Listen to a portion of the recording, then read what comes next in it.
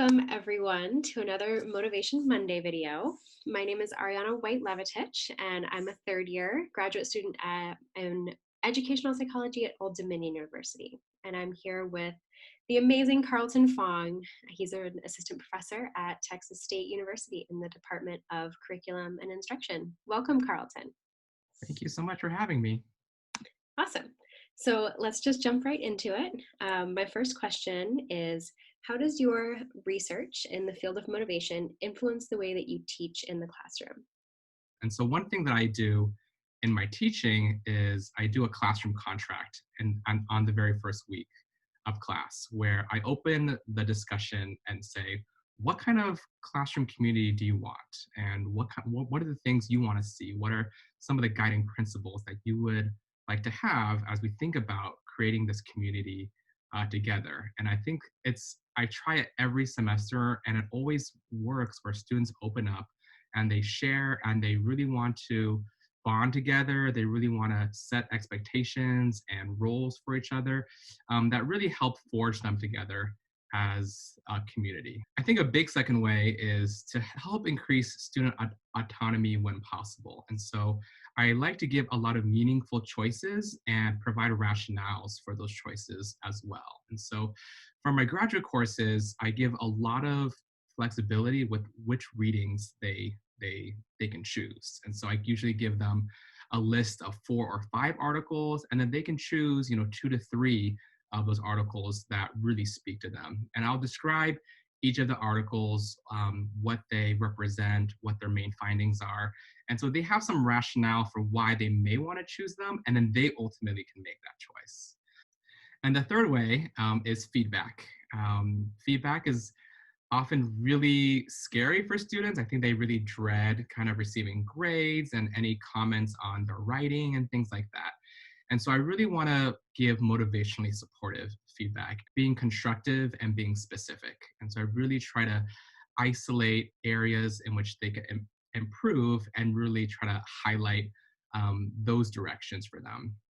And then the second aspect is being emotionally sensitive to the learner's needs. And so maybe thinking about their level of self-efficacy, their motivation, their skill sets, and thinking, okay, how can I phrase the feedback? How can I leverage face work or politeness or hedging to maybe be sensitive to how they may receive that feedback? That's amazing. My second question is, what types of activities have you used in the classroom that you haven't mentioned already or would like to expand on more in order to teach motivation topics specifically? So I first want to credit a lot of my colleagues. There's a group of us emerging early career scholars that have gotten together, and we share a lot of the activities that we've come up with. So I definitely want to acknowledge them and the amazing help that they've been. I think one activity that I often do is a classroom debate. And so I think there's a lot of theories and motivation that could go either way with what's kind of the best theory, or what are the best constructs, or what should instruction focus on. For instance, one year we did a debate on the role of extrinsic motivation. Like, does that have a role in learning? Should this be something that we're focused on? I divide the class into 2, and then they're able to use the articles as evidence. So then they can point to specific quotes or specific page numbers and say, well, look here, so-and-so says this, like, this is my opening argument. And then we structure it, and they really get into it. And I think they really start to understand the nuances of that theory as well. A second activity is motivation in real life, or TV life. And so I'll often have students find clips, just off YouTube of, their favorite TV shows or movies.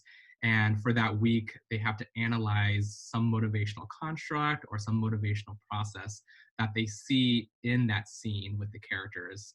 My last question is, what are some common challenges that we may face when we teach motivation courses? And along with those challenges, what are some resources or tools that you found that can help with overcoming?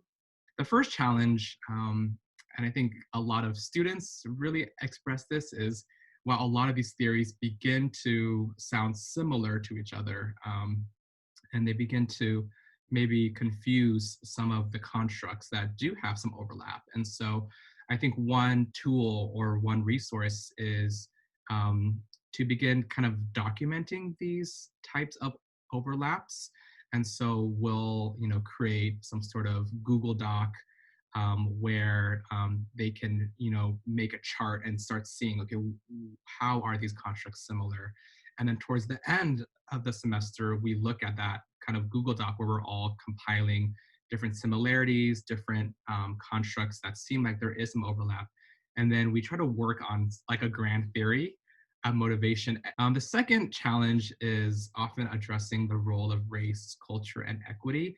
And I've looked at a lot of syllabi. I've revamped my course in light of this challenge as well. And in the past, I've often seen a lot of syllabi kind of just have 1 week just devoted to like the role of race and culture and equity.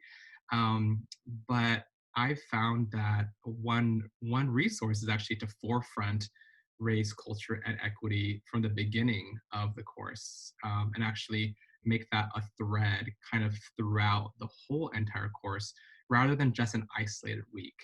I'll have the course read De Queer Gunby and Schutz, the educational psychologist piece, actually for the first week of the semester. So they're already grounded in thinking about the role of race in motivation in ed psych. And then I design my readings to incorporate at least one piece focused on race and culture that are aligned with that week's content. I think the students really appreciate that because I think it naturally comes up. If we're not intentionally planning it within the course, students are asking, well, what about other cultures, right? Instead of having those discussions be relegated just to 1 week, let's have it every week. Let's think about the constructs and these theories with those lenses throughout the whole semester. Yet again, those all sound really great. Well, thank you so much, Carlton.